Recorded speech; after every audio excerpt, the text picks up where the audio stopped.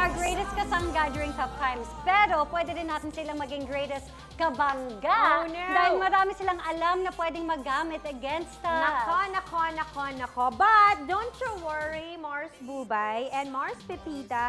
Ilalabas lang natin yung mga nalalaman nyo sa isang masayang laglagan session para syempre mas makilala namin kayo at ang inyong friendship. Yeah. At sasamahan natin yan ng photos dahil sabi nga ng mga bagets, pics or it didn't happen. No. Dapat may resibo.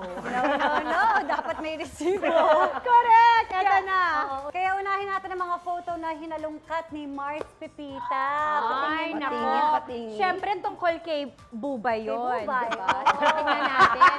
Ano bang nakalungkat ni Pepita? Ano kaya yan? Yan. Teka. So, merong kandong kanya? Ikaw ba? Sino to? Ako yan. Pepita, tapos meron kayong katabi na Na lalaki. na cutie pie. Ex ko yan. So, Pero pag iisipin mo parang kami, di ba? Nakakatawa. Okay, ano itong picture na to? yan yung Anong chika nag-ano kami behind dyan, parang nag-beach kami. So, nag-jeep kami dyan kasi punta kaming Manawag. Okay. So, nakakatawa dyan, dapat kakandong siya dun sa jowa ko, sa ex ko.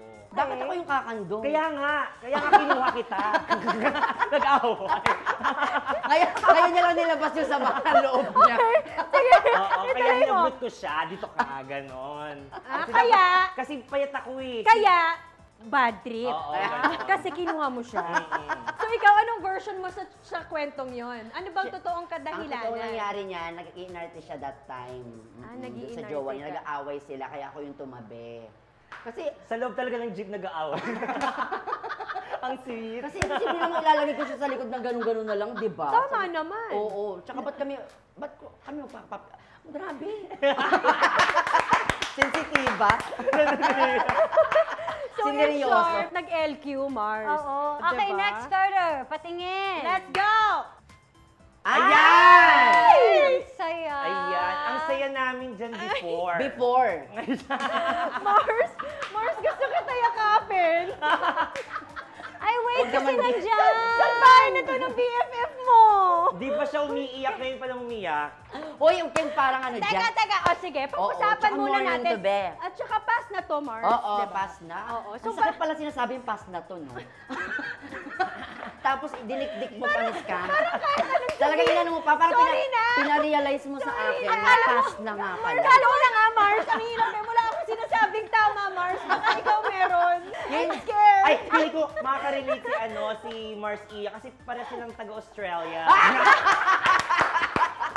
Oh my God!